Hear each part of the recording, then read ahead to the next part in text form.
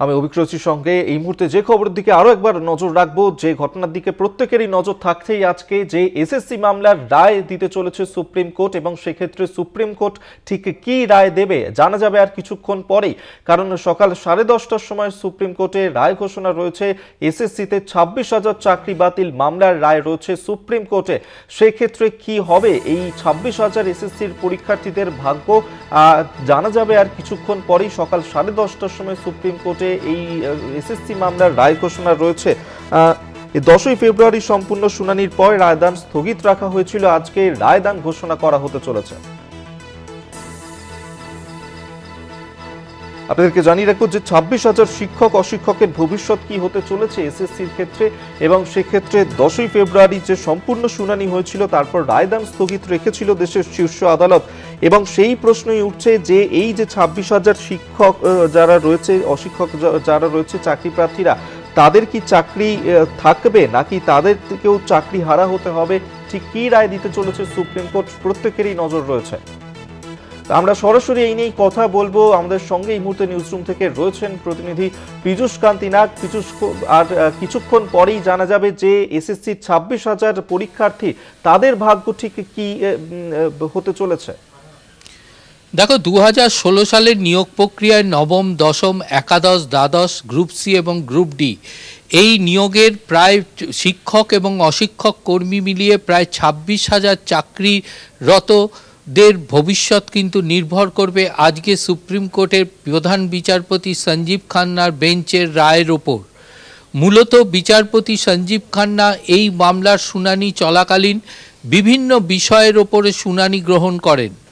তার কাছে যেমন এভিডেন্স অ্যাক্টের বিষয়টি তুলে ধরা হয়, তখন বিচারপতির যে মন্তব্য, সেই মন্তব্য কিন্তু যথেষ্ট তাৎপর্যপূর্ণ। আইনজ্ঞ মহল যেটা মনে করছে যে বিচারপতির সেই দিনকার মন্তব্যের ওপর ভিত্তি করে তিনি যদি রায়দান করেন, তাহলে কিন্তু সেই রায় কিন্তু সম্পূর্ণভাবে কলকাতা হাইকোর্টের রায়ের সঙ্গে যথেষ্ট মিল থাকবে। তার কারণ বিচারপতি দেবাংশু বসাকের ও বিচারপতি সাব্বাক রশিদির ডিভিশন বেঞ্চ 2016 নিয়োগ প্রক্রিয়াকে বাতিল করে দিয়েছিলেন এবং পাশাপাশি নতুন করে নিয়োগ প্রক্রিয়া চালুর নির্দেশ জারি করেছিলেন। প্রধান বিচারপতির এই মামলা শুনানি চলাকালীন যে মন্তব্য, সেই মন্তব্যে তিনি কিন্তু পরিষ্কার জানিয়ে দিয়েছিলেন যে সিবিআই, এসএসসি, মধ্যশিক্ষা পর্ষদ বা রাজ্য সরকারকে যোগ্য এবং অযোগ্যদের তালিকা আদালতে পেশ করতে হবে। যে তালিকাটিকে ট্যালি করে আদালত সম্পূর্ণভাবে যোগ্য এবং অযোগ্যদের পৃথক করে যোগ্যদের চাকরিতে বহাল রাখবেন এবং অযোগ্যদের চাকরি থেকে বহিষ্কার করবেন।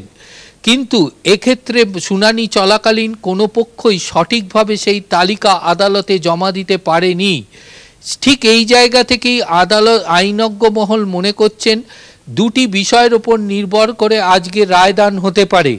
যদি প্রধান বিচারপতির এই বিষয়টি, এই মন্তব্য যদি তিনি সঠিকভাবে তার পয়েন্টে যদি স্ট্যান্ড থাকেন, তাহলে কলকাতা হাইকোর্টের রায় বহাল থাকতে পারে। আবার এই মামলার শুনানি চলাকালীন সাংবিধানিক অধিকার বা তাদের যারা চাকরিরত ছিলেন, দীর্ঘদিন ধরে যারা চাকরি করছেন এবং তাদের যে অধিকার জন্মেছে এবং সরকারের যে অ্যাপয়েন্টমেন্ট লেটার অনুযায়ী তারা চাকরি পেয়েছেন এবং সেক্ষেত্রে তাদের যে অধিকার, সেই অধিকারের ওপরেই ভিত্তি করে যে সওয়াল চলেছে, সেই বিষয়টি যদি প্রাধান্য পায়, তাহলে সেক্ষেত্রে চাকরি বহাল থাকতে পারে এবং পাশাপাশি সিবিআইকে নির্দেশ দেওয়া হতে পারে যে একটি নির্দিষ্ট সময়ের মধ্যে যোগ্য এবং অযোগ্যদের পৃথক করে সেই বিষয়টি নির্ধারণ করার। অর্থাৎ সুপ্রিম কোর্টের আজকে যে রায়, সেই রায়ে দুটি বিষয় বিশেষভাবে প্রাধান্য পাবে। এক হচ্ছে মানবিক দিক, অপরটি হচ্ছে তার একদম নিয়োগ প্রক্রিয়ায় যে দুর্নীতি হয়েছে সেই দুর্নীতির দিক।